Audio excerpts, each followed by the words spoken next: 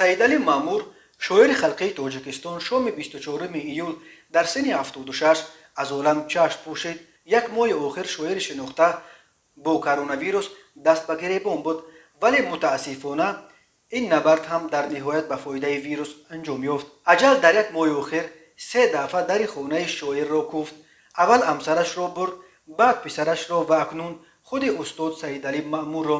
Роҳат Маъмурова, ҳамсари шоир, ки як умр аз фани забони адабиёт дар мактаб дарс медод, рӯзи 25 июн дар бемористон дар синни 72 аз коронавирус вафот кард. яке аз пайвандони шоир хабар дод, ки ҷанозаро рост аз бемористон ба қабристон бурда дафн карданд.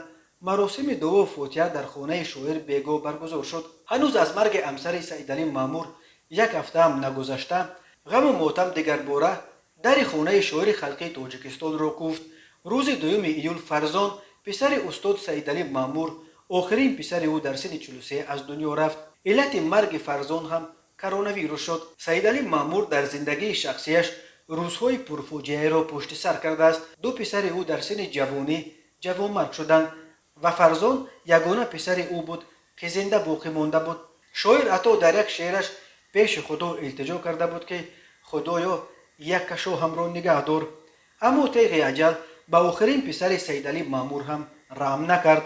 Саидали Маъмур 28 декабри соли 1944 дар деҳаи Якабоғи ноҳияи Истарафшан ба дунё омада, соли 1966 факултаи таъриху филологияи донишкадаи давлатии Тоҷикистонро хатм кардааст. ӯ аз соли 1972 узви Иттифоқи нависандагони Тоҷикистон буд.